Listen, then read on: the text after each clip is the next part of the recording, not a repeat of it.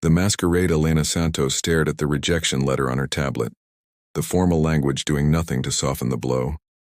Horizon Aerospace, the leading private space technology firm in the country, had declined to even review her revolutionary propulsion theory. 3 years of research, mathematical breakthroughs that could transform interstellar travel, dismissed without consideration. Ms. Santos, the message read, while we appreciate your interest in Horizon Aerospace, we are not currently accepting unsolicited research proposals from outside our established scientific partnerships. Sincerely, Office of Victor Blackwood, CEO. Form rejection. Not even the courtesy of a scientific evaluation. Elena glanced around her penthouse apartment, the floor-to-ceiling windows offering a panoramic view of the city skyline. The Santos name opened many doors. Her family's technology empire had ensured she never wanted for anything. But some doors remained firmly closed, especially to a woman whose family fortune came from consumer electronics rather than aerospace engineering. They didn't even read it, she told her reflection in the window, tucking a strand of dark hair behind her ear. They saw Santos and assumed another rich dilettante playing scientist. The irony wasn't lost on her. With a double doctorate in theoretical physics and engineering by 28, Elena was anything but a dilettante. Yet her family name had become both her shield and her prison. Her phone chimed with a reminder. Charity Gala, 8 p.m. Another evening of champagne, small talk, and being introduced as Francisco Santos's brilliant daughter, rather than Dr. Elena Santos, astrophysicist. She silenced the reminder. Tonight she needed to think. 3 hours later, Elena stood outside Horizon Aerospace's gleaming headquarters, studying the janitorial service van parked at the loading dock. An idea had formed, outrageous, possibly illegal, but offering a path forward where conventional routes had failed. Excuse me. She approached a harried-looking woman checking items off a clipboard. I'm from the agency. They sent me for the night shift interview. The woman, Dana, according to her badge, looked up with tired eyes. You're late, and they didn't tell me they were sending someone. Elena projected an apologetic smile. Last-minute replacement. Marta got the flu, Dana sighed. Of course she did. Well, we're desperate. Come on. And just like that, Elena Santos, heiress to billions, decorated physicist, was being interviewed for a janitorial position at the company that had rejected her research. 2 weeks later, Elena, now Ella, to her coworkers, pushed her cleaning cart through Horizon's research level. Her uniform was ill-fitting, her hair pulled back in a practical ponytail, glasses she didn't need perched on her nose. The disguise was simple but effective. People saw what they expected to see, and no one expected to see Elena Santos emptying trash bins. The night shift was ideal for her purposes. Minimal supervision, maximum access to research areas, and most importantly, time alone with the computers and equipment she needed to validate her theories. During the day, she maintained her public life as Elena Santos, making occasional appearances at family functions and charity events. At night, she became invisible, just another service worker beneath the notice of Horizon's brilliant minds. Tonight's route included the main research wing where the propulsion division worked. Elena's heart quickened as she swiped her access card and entered. This was what she'd been waiting for. The labs were mostly empty at this hour, but light spilled from one office at the end of the hall. Elena approached cautiously, glimpsing a man hunched over complex holographic equations floating in the air before him. She recognized him immediately from scientific journals. Dr. James Chen, Horizon's head of research, notorious workaholic and brilliant theoretical physicist. She lowered her head and entered quietly, moving to empty the trash bin near the door. Sorry for the mess, he said without looking up. I've been here since yesterday, I think. His casual acknowledgement caught her off guard. Most executives and scientists never address the cleaning staff. No problem, she murmured, keeping her voice low and accent different from her normal speaking voice. Actually, he turned toward her, rubbing tired eyes. Would you mind bringing some coffee when you get a chance? I'd go myself, but I'm right in the middle of the stabilization equation and... He gestured at the floating mathematical symbols with frustration. Elena couldn't help but glance at the equations.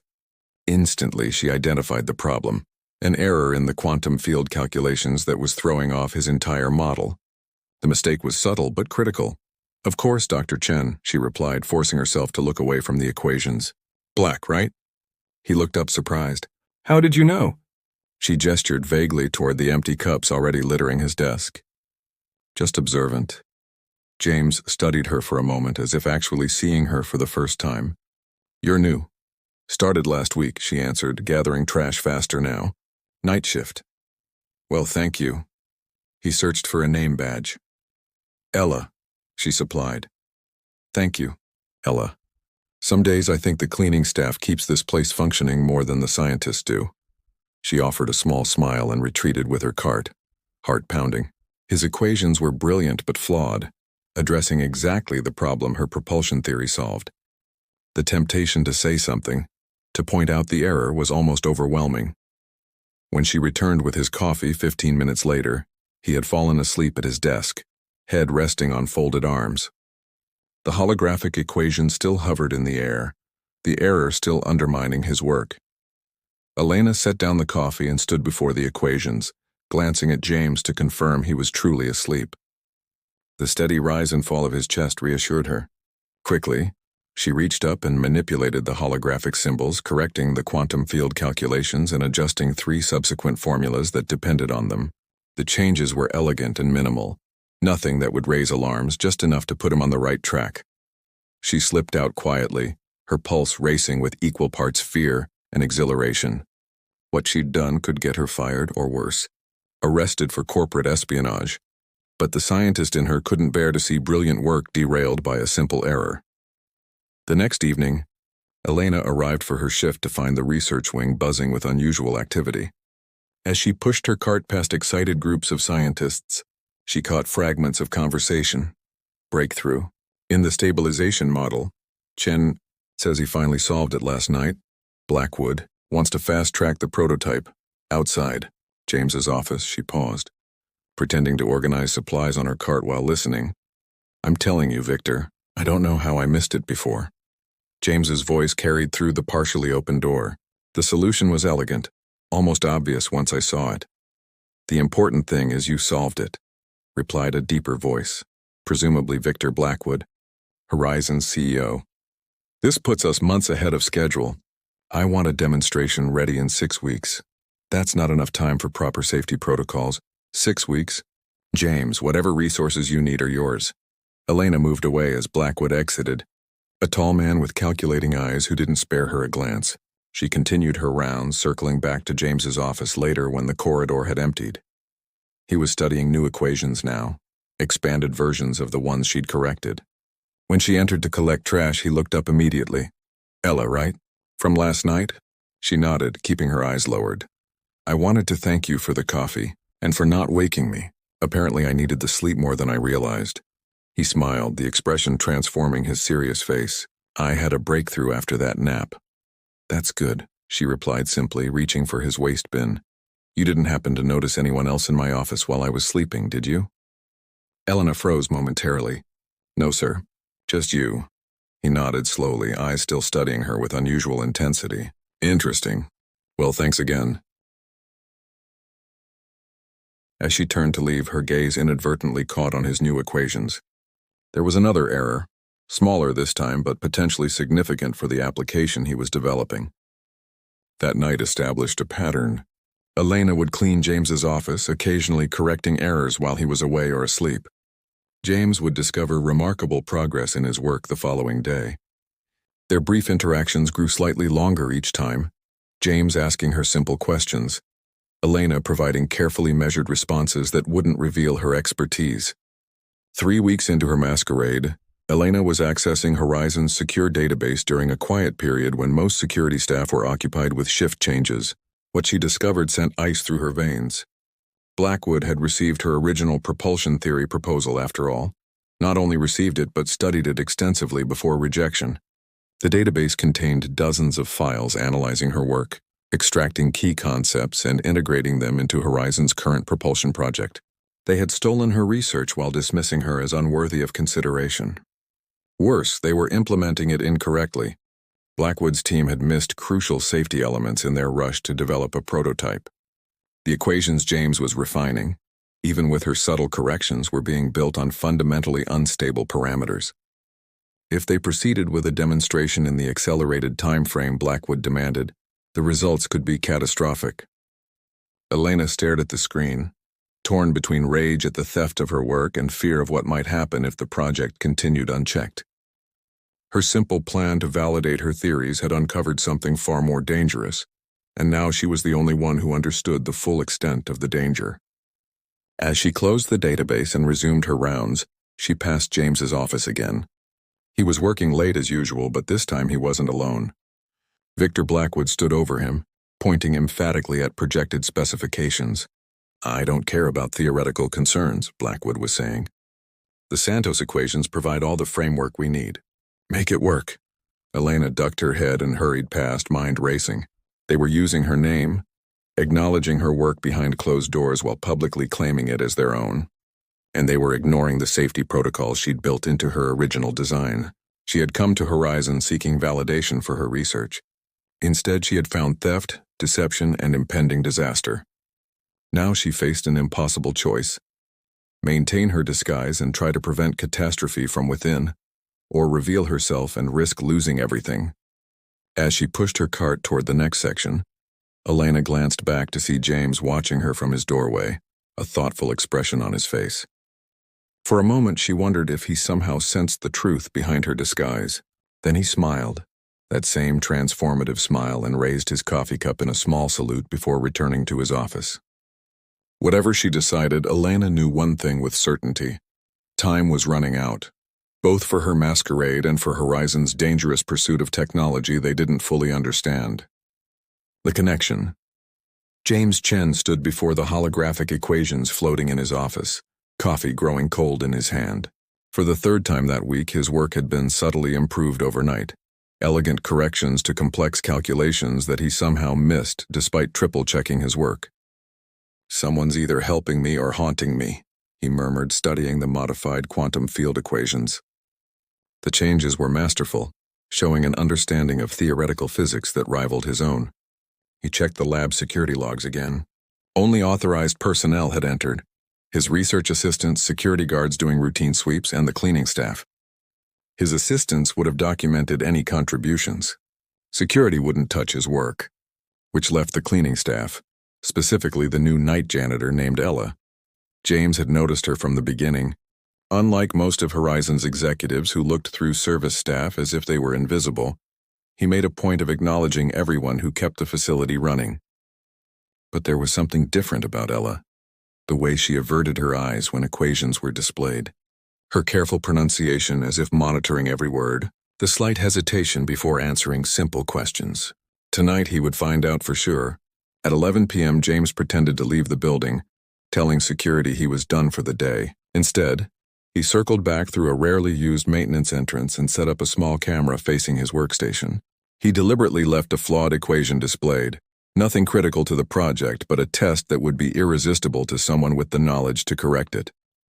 Then he waited in the adjacent storage room, watching the live feed on his tablet. At 1:17 a.m., Ella entered with her cleaning cart.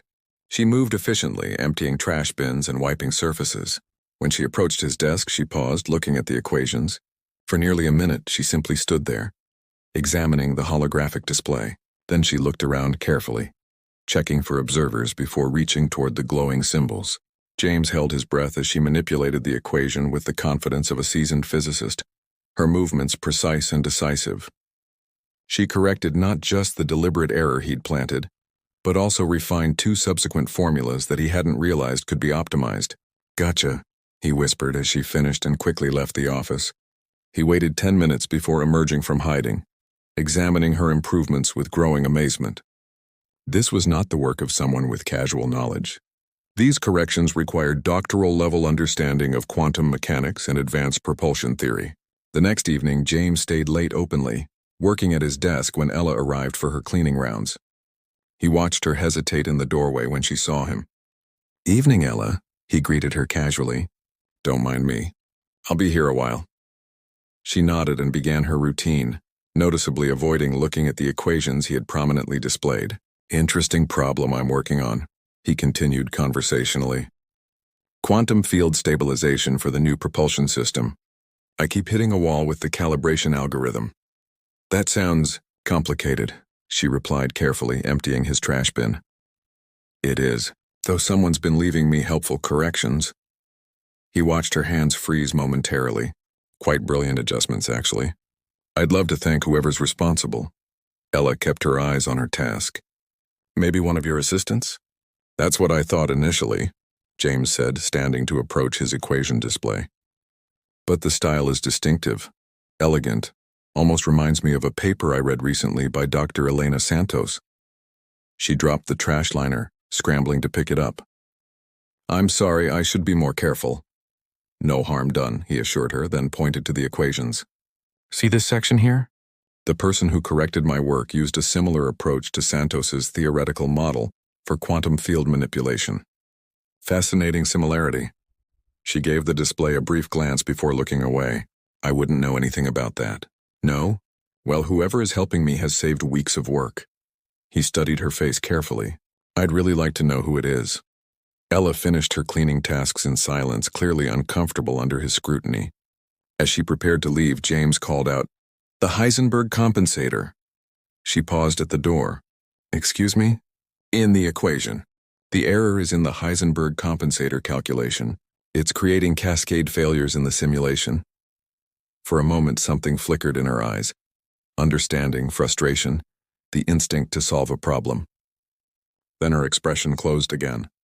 Good luck with your work, Dr. Chen. After she left, James smiled to himself. He had his answer. The next day, he waited until Ella's shift started, then casually walked past her in the corridor. Could I borrow you for a moment? He asked. There's a spill in my office I could use help with. Once inside his office, he closed the door and turned to her directly. I know you're the one correcting my work, he said without preamble. I have it on video. What I don't know is why a janitor has expert-level knowledge of theoretical physics and quantum mechanics. Ella's posture changed subtly, her grip tightening on the cleaning cart handle. I don't know what you're talking about. I think you do. He gestured to his desk where a tablet displayed the security footage of her modifying his equations. I'm not angry. I'm impressed and curious. For several seconds, she remained silent, calculating her options. Finally, she sighed. I've taken some community college courses in basic physics. I read a lot in my spare time. Sometimes I notice patterns in equations. Community college courses don't teach quantum field theory at this level. James countered gently. Who are you really? Just a janitor who likes science? She insisted, but her refined accent slipped through, undermining her claim. James studied her for a moment, then made a decision. All right, keep your secrets for now, but I have a proposal. Work with me directly. After your shift, stay and help me with the calculations. I could use someone with your insights and I'll pay you consulting rates. Why would you do that? You don't even know my qualifications. I know enough, he replied. Your corrections to my work speak for themselves. I don't care about your background or why you're hiding it. I care about the science. She hesitated, visibly torn. Look, James continued. Horizon's propulsion project is behind schedule and facing serious stability issues. Your corrections have already helped tremendously.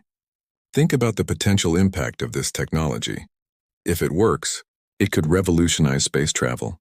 And if it doesn't work properly, it could be catastrophic, she countered, a flash of genuine concern crossing her features. Then help me make sure it works properly, he challenged, unless you have a reason not to. After what seemed like an internal debate, Ella nodded slowly. 2 hours after my shift ends. No records of my involvement. No questions about my background. Agreed, James said, extending his hand. Partners? She hesitated before shaking it briefly. Colleagues. Thus began their unusual collaboration. Each night after completing her cleaning duties, Ella would return to James's lab where they worked side by side on the propulsion system equations. James kept his word, asking no personal questions despite his growing curiosity about her true identity. Their working relationship quickly established its own rhythm. James provided access to Horizon's research data, while Ella offered brilliant insights that repeatedly solved problems that had stymied his team for weeks. He found himself increasingly impressed not just by her knowledge, but by her intuitive understanding of theoretical concepts. Should have seen Blackwood's face when I presented the breakthrough on the quantum stabilizer, James told her one night as they worked. He couldn't believe we solved it so quickly. We? She asked, raising an eyebrow. My anonymous colleague and I, he amended with a smile. I'm keeping my promise. No one knows about our arrangement. Good, she replied, returning her attention to the complex simulation on the display. Because this next problem is trickier than Blackwood realizes. The phase variance? She nodded, manipulating the holographic model to highlight a section. The current configuration creates harmonic resonance in the containment field. At full power, it would destabilize within minutes. James frowned, studying the data. You're right. How did everyone miss this? Because you're all rushing, she said, a hint of frustration coloring her voice. Proper development of this technology should take years, not months. Blackwood's pushing for a demonstration next month, James admitted. He says we're in a race with Santos Industries. Ella's hand stilled momentarily over the controls. Santos Industries is developing propulsion technology. Not officially, but Blackwood seems convinced they're working on something similar. He shrugged. Corporate paranoia, probably. The Santos family specializes in consumer technology, not aerospace. She seemed to relax slightly. This timeline is still dangerous. These calculations need thorough validation. I agree, but convincing Blackwood to delay would require explaining exactly why it's necessary. James ran a hand through his already disheveled hair, and I can't exactly tell him my night janitor spotted the flaw. No, she agreed quietly. You can't. As weeks passed, their professional partnership evolved into something more personal. They began sharing meals during their late-night work sessions, swapping theories about quantum physics, and occasionally discussing books and music they both enjoyed. James found himself looking forward to their time together, impressed by her sharp mind and dry humor. One night, after a particularly challenging problem had kept them working until dawn, James leaned back in his chair and studied Ella as she continued analyzing data. The first light of morning illuminated her profile, and he realized with sudden clarity that he was attracted to her, not just intellectually, but personally. You know, he said casually. One of these days, you're going to slip and reveal who you really are. She looked up, wariness immediately replacing her relaxed expression. I told you, community college. Extensive reading. I remember, he smiled. I just don't believe it. It doesn't matter who I was before, she replied carefully. What matters is the work we're doing. Fair enough, James conceded. But I hope someday you'll trust me enough to tell me the truth. Something flickered in her eyes, regret perhaps, or conflict. It's not about trust, James, isn't it? He asked quietly. Before she could answer, his office door opened abruptly. Victor Blackwood strode in, stopping short at the sight of Ella in casual clothes rather than her janitorial uniform, clearly working at James's computer. Dr. Chen, Blackwood said coldly. I wasn't aware you had authorization to share proprietary research with cleaning staff. James stood quickly. Mr. Blackwood, I can explain. I sincerely hope so. Blackwood cut him off, then turned to Ella. And you? What's your name again? Ella, she replied, her voice steady despite the tension radiating through the room. Ella, Blackwood repeated, studying her with narrowed eyes. You're fired. Security will escort you out immediately. Victor, wait, James interjected. She's been helping me with calculations. She has a background in— I don't care if she's secretly Stephen Hawking, Blackwood snapped. No unauthorized personnel access classified research. You know this, James. Security guards appeared in the doorway, summoned by Blackwood before his arrival. Ella gathered her few belongings with dignity, avoiding James's apologetic gaze. This is a mistake, James insisted to Blackwood. She's found critical flaws in the propulsion design, flaws that could cause catastrophic failure during demonstration. Then you'll fix them, Blackwood replied dismissively, without the help of uncleared janitors. As security led Ella away, she finally met James's eyes. Something passed between them. Concern, warning, and something deeper that neither had acknowledged. Check the phase harmonics, she said as the guards urged her forward. It's not stable. Her voice echoed in the corridor as she disappeared from view, leaving James facing Blackwood's fury and his own conflicted feelings. He had lost not just a brilliant colleague, but someone who had become important to him in ways he hadn't fully realized until now.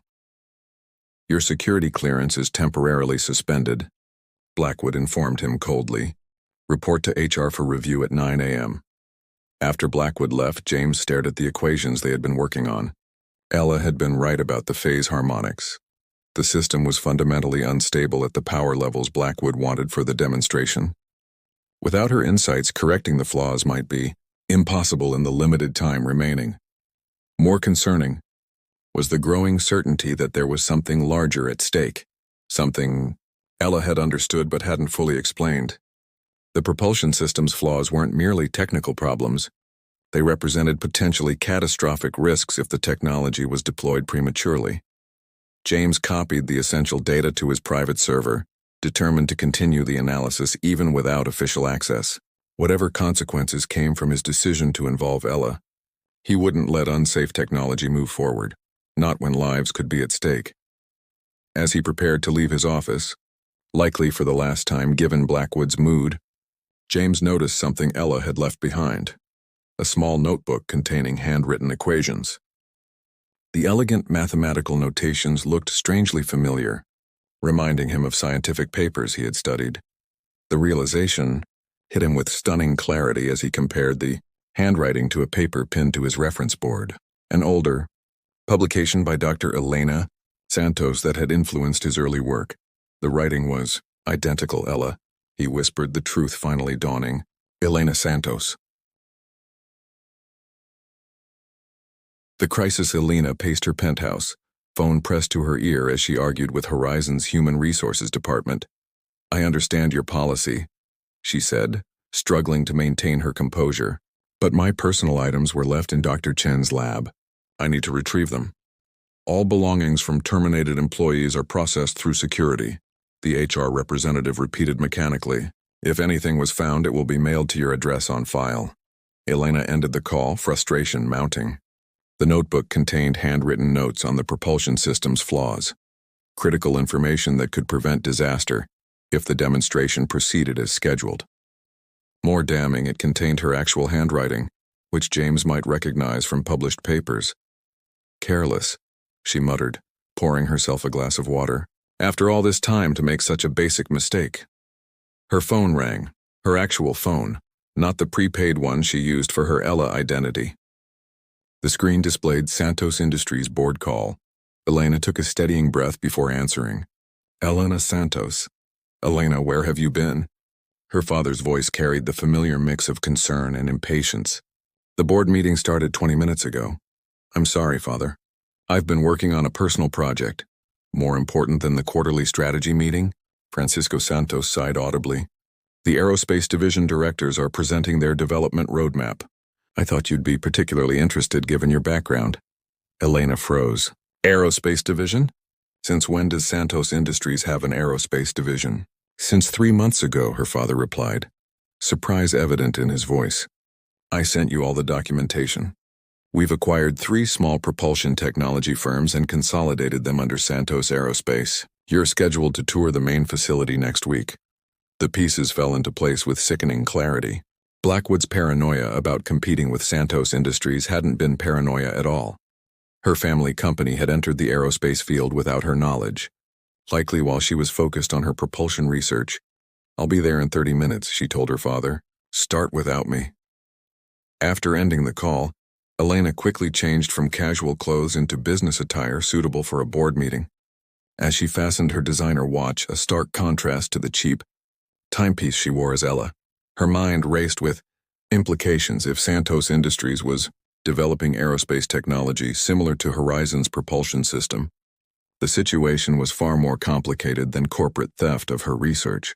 It represented potential industrial espionage between major corporations, with her caught in the middle due to her unauthorized access to Horizon's classified projects. Just as she was preparing to leave, her personal tablet chimed with an incoming message from an unknown sender. I know who you are, Dr. Santos. We need to talk. James. Elena stared at the message, her heart pounding. James had figured it out, probably from the notebook. The question now was what he intended to do with that knowledge. She typed a quick reply. Not secure. Meet me at the Observatory Cafe 7 p.m. tonight. His response came immediately. I'll be there. Bring your notebook. It's important. The Santos Industries headquarters occupied a gleaming tower in the city center, its sleek architecture a testament to the company's prominence in the technology sector. Elena entered through the executive entrance, nodding to security personnel who recognized her immediately, despite her rare appearances. The boardroom fell silent as she entered, all eyes turning to the heiress whose brilliant mind had contributed numerous patents to the company portfolio, despite her preference for independent research. "Elena," Francisco Santos greeted her, gesturing to an empty seat at his right hand. "We're discussing the aerospace division's progress." "So I understand," she replied coolly, taking her place and scanning the unfamiliar faces around the table. "I wasn't aware we had expanded into aerospace technology. It was discussed at the strategy retreat in March," her father reminded her. "Which you missed due to your critical research." Elena detected the subtle rebuke but ignored it, focusing instead on the presentation displayed on the wall screen. What she saw confirmed her worst fears. Santos Industries was indeed developing propulsion technology remarkably similar to her original designs, apparently without attribution to her work. "Who's leading this research?" she asked, interrupting the presenter, a nervous young executive she didn't recognize. "Dr. Marcus Reed," her father answered, "formerly of MIT's Advanced Propulsion Laboratory. He's built an impressive team in our new facility outside the city." "And the theoretical foundation for this technology?" Elena pressed.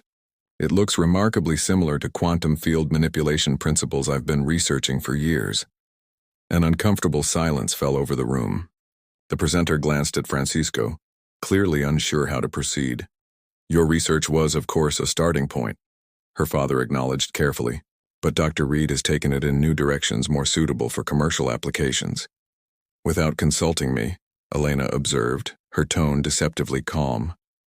"Despite the fact that I hold personal patents on several of the core concepts, your personal patents were registered through Santos Industries Research Division."